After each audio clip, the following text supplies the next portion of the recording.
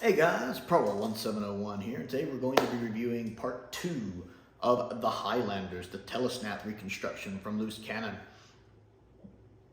And I'm not sure if I'm watching the original Reconstruction or the updated one. I think it's LC27. Probably the original, but I'm not sure. I think the updated one's a little harder to find now.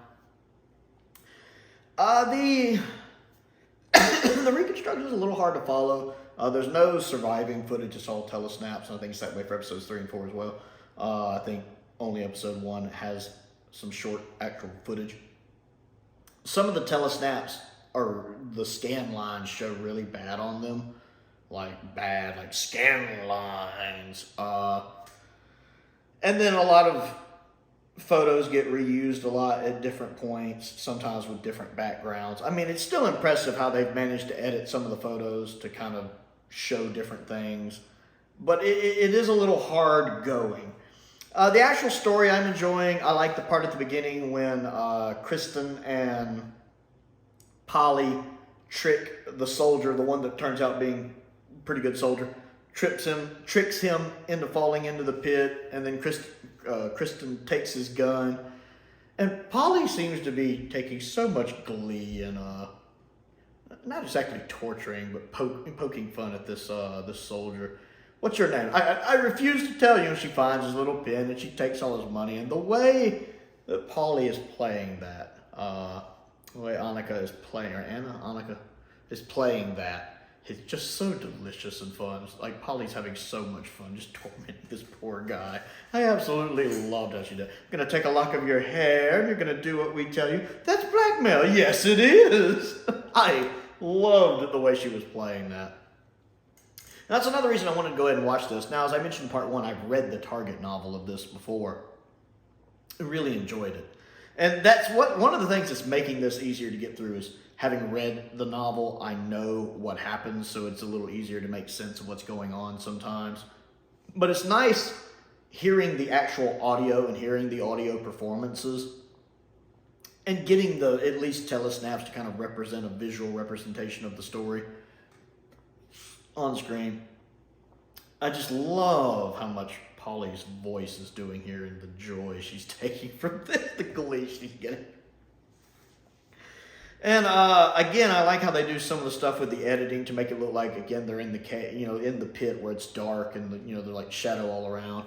The scene when the soldier's telling the other men to pull him out and they're kind of like, well, he's like, get me out, I'll give you money later. That's kind of interesting. I love, of course, the scene when the doctor is talking to the lawyer and his sidekick, Perkins.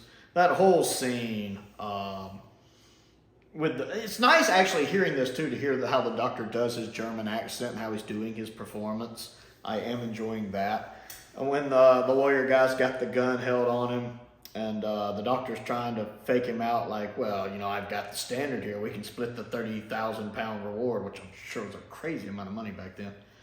And I just love how the doctor wraps him up in the standard. It's like, yeah, see, I've got the standard. We can split the reward. I don't know. It's just mentally picturing that is hilarious in my mind. Because it's something I can easily picture the second doctor doing. Yeah, isn't the standard nice? And just, dude, look a little closer. Just and you even get a nice telesnap of him. I'm not gonna lie,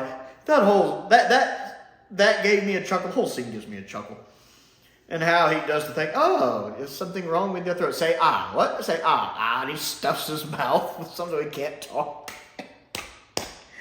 I just love how comical the second doctor is in this. He's just hilarious. I mean, you get it just from the audio and the telesnaps. I really wish, if the whole episode didn't survive, I wish this scene survived because it's so funny.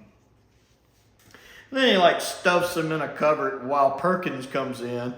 And I love that whole bit with Perkins. I loved it in the novel too, but it's so funny here. Your eyes, man. Tell me, do you get headaches? Well, no, and he just bangs his head on this.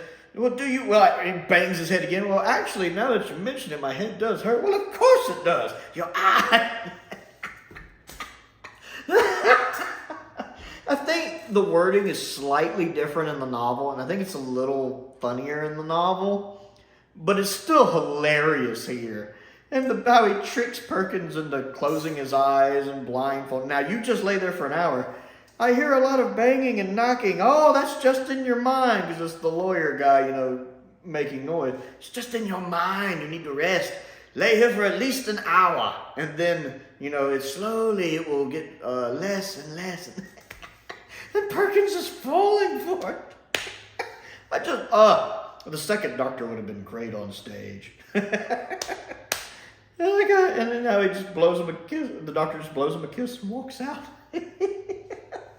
I love that scene. That could be one of the most hilarious scenes in Doctor Who. Even just seeing it or reading it in novel form or seeing it in Telesnap form. It's just so funny. It's probably my favorite part of the story, but it's just so funny.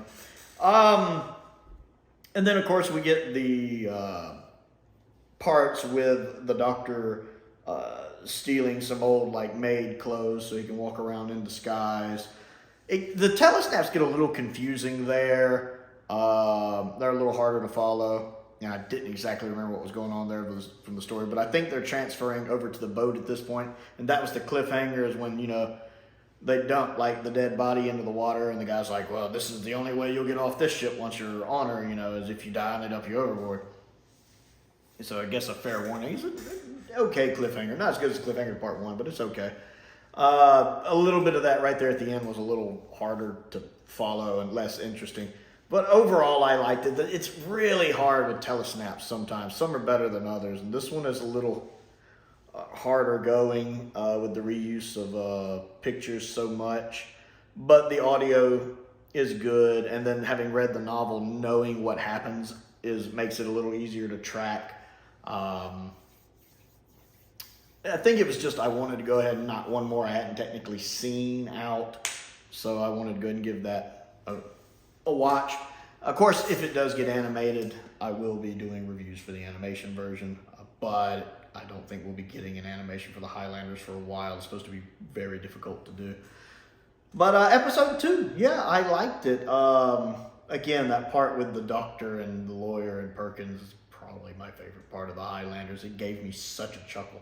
So what do you think of episode 2, the Telesnap Reconstruction? Comment down below and let me know. Other things to do while I have you here. Don't forget to click that like button. Don't forget to click the subscribe button. We have crossed 900 subscribers recently. My goal is to hit 1,000 in 2023 for Doctor Who's 60th anniversary, so I certainly appreciate that if you enjoy my content.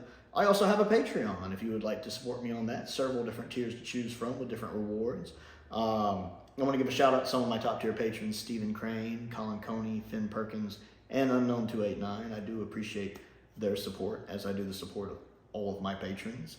I also have a P.O. box if there's anything you would like to send me to look at and review, and a link to my Amazon wish list is down there as well. Most importantly, thank you for watching.